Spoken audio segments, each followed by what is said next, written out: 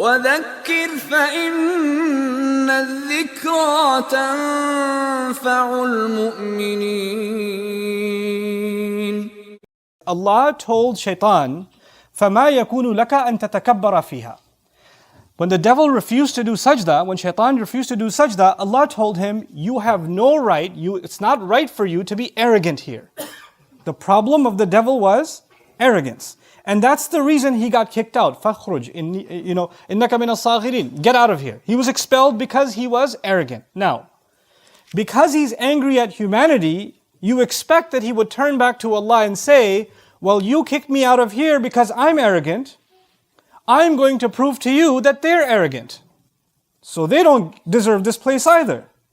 But instead of telling Allah, oh, you think I'm arrogant? Let me show you how arrogant they are. He said, you think I'm arrogant? Once I'm done attacking them, I will prove to you, not that they're arrogant, but they're not grateful. لَا تَجِدُ أَكْثَرَهُمْ شَاكِرِينَ. So it's a switch. The switch is, if the complaint against the devil is that he's arrogant, then he should prove that I'm not that different from these guys. Look, they're arrogant too. But no, he says, I will prove that they are ungrateful. What Qur'an has done so strategically and so wisely here is that's actually shown us something. The opposite of arrogance, we think the opposite of arrogance is humility in the dictionary. The opposite of arrogance is what? Humility. But in the Qur'an, the opposite of arrogance is gratitude. So Allah has taught us a new opposite, you see. And so what we're learning now is, it is impossible for a human being to be arrogant if they are grateful. And if they are grateful, there's no way arrogance will hurt them. And the fact that arrogance occurs, that can only be a manifestation of a lack of shukr. If shukr was there, there's no way that would have happened. So that's the first important thing. When someone says, hey, at least I'm not arrogant, well, from the Qur'an's definition, don't just think about arrogance as someone who thinks very highly of themselves, or is full of themselves, or is mean towards others. You and I have to check ourselves, how grateful are we? Because if gratitude is missing, then arrogance is there. Because these are opposites in the Qur'an now.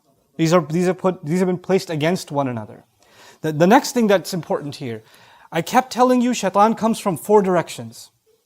And now we're learning, if his attack is successful, what's the goal? The goal is not for human beings to make a mistake. That's not his goal, that's not enough. Because Allah created the human beings programmed to make mistakes. كُلُّ بَنِي آدَمْ خَطَّاءُونَ. All children of Adam keep on making mistakes. That's what we do. Human beings are not made perfect. We're not angels, we have choice. We have shortcomings. As a matter of fact, I kept telling you, even when we do good deeds, they have shortcomings. Even when we make salah, it's not perfect.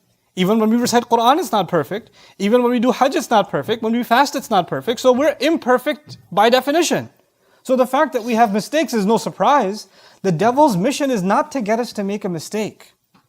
The devil's mission is clear in this ayah. Once I attack them from these directions, I will prove to you that they are not grateful. If he can get gratitude out of us as a result of our mistakes, then he's successful. That's actually his goal, to remove the sense of appreciation of Allah and to do things out of the appreciation and the shukr to Allah, our optimistic, feeling towards Allah. If you think about our relationship with Allah, for so many people, their relationship with Allah is based on fear. If you don't pray, Allah is going to burn you.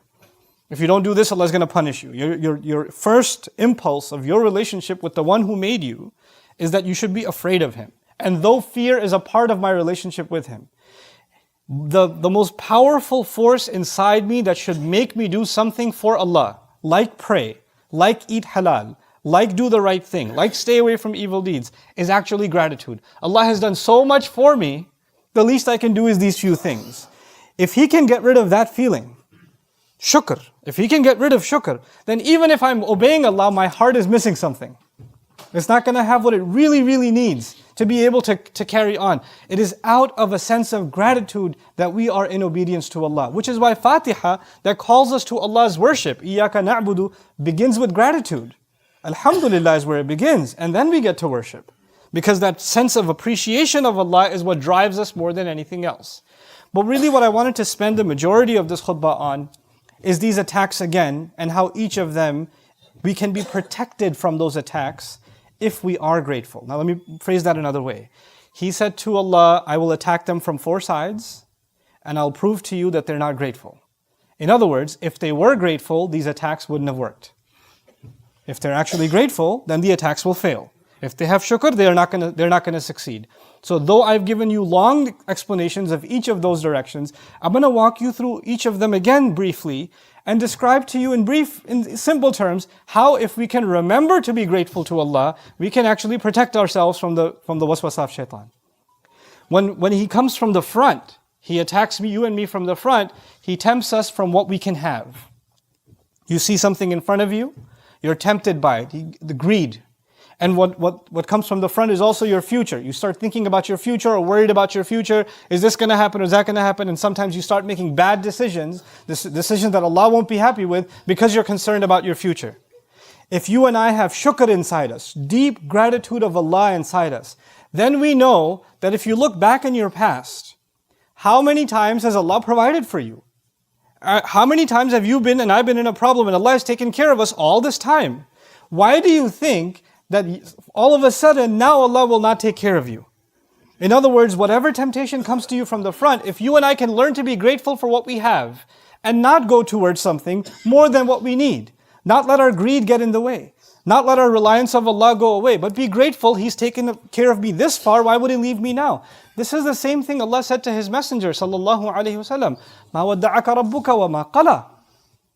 Allah didn't abandon you. Just because you're going through a hard time and you see something in front of you that you might just grab onto and take it because you're desperate, no. وَوَجَدَكَ ضَالًّا فَهَدَى وَوَجَدَكَ عَائِلًا فَأَغْنَى. You were in desperate need, He provided you before. He reminds him. Your past should remind you how grateful we should be even in times of crisis, which is why, this is the key here, if you're tempted by something that comes in front of you, أَمَّا بِنِعْمَةِ رَبِّكَ فَحَدِّثْ, then actually be grateful to Allah by talking about the favor Allah has done for you. This is what Yusuf alayhi salam did.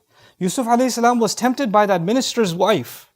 She tried to seduce him. What was his immediate response? مَعَاذَ اللَّهِ إِنَّهُ رَبِّي أَحْسَنَ مَثْوَايَ. My master has been really good to me.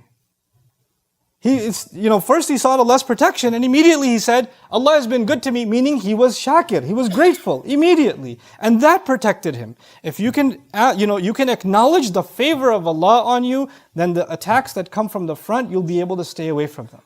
The attacks from behind are scarier though. The attacks from behind are like I described to you before, sometimes people were living in a life of sin. They were doing things they weren't supposed to do. And Allah pulled them out.